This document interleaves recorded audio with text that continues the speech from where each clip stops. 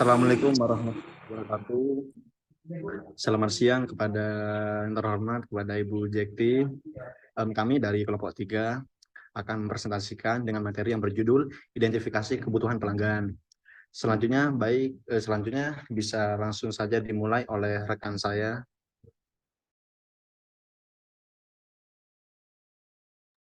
Saya Amelia Putri Maharani dengan NIM 262 akan menjelaskan tentang pengertian pelanggan. Dalam pengertian sehari-hari, pelanggan adalah orang-orang yang kegiatannya membeli dan menggunakan suatu produk, baik barang maupun jasa. Secara terus-menerus, pelanggan atau pemakai suatu produk adalah orang-orang yang berhubungan secara langsung maupun tidak langsung dengan perusahaan-perusahaan bisnis.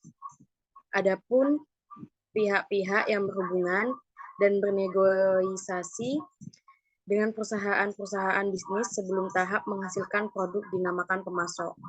Dilihat dari segi perbaikan kualitas, definisi pelanggan adalah setiap orang yang menuntut pemberian jasa atau perusahaan untuk memenuhi suatu standar kualitas pelayanan tertentu, sehingga dapat memberi pengaruh pada performansi pemberi jasa perusahaan tersebut.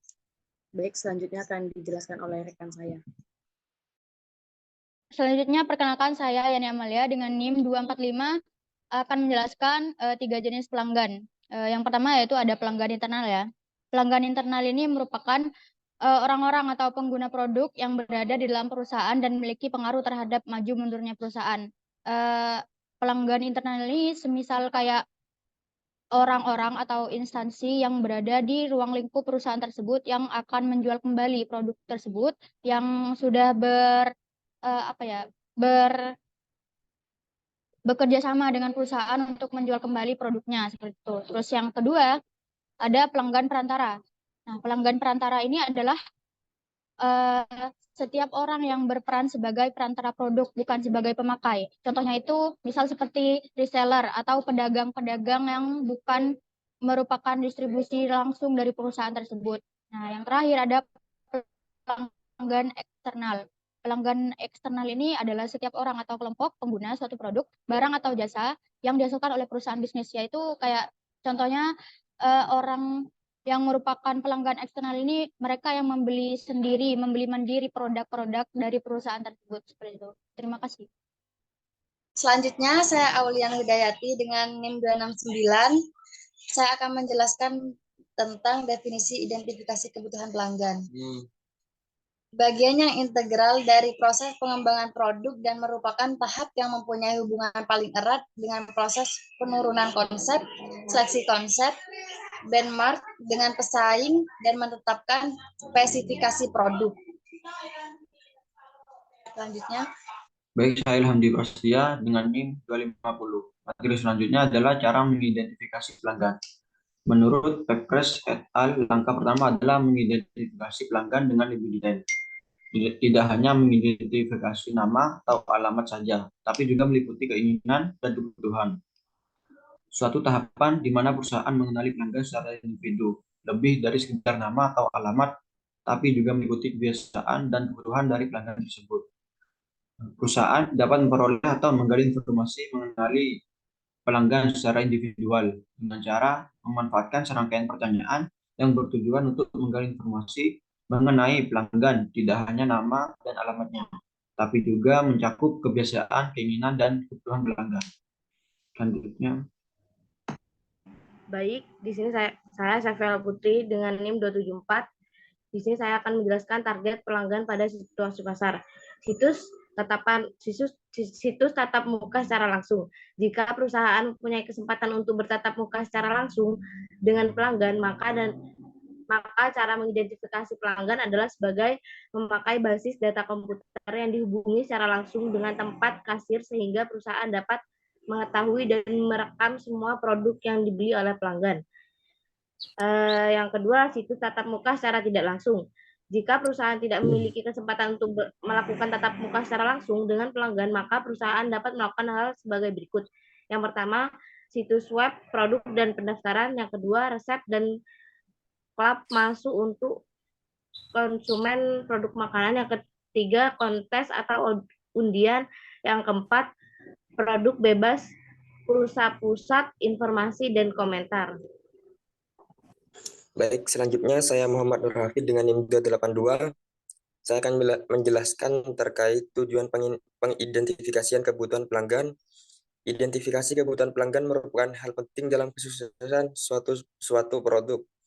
Identifikasi kebutuhan pelanggan ini berguna untuk mengetahui apa saja keinginan dan harapan konsumen akan suatu produk yang dihasilkan oleh perusahaan.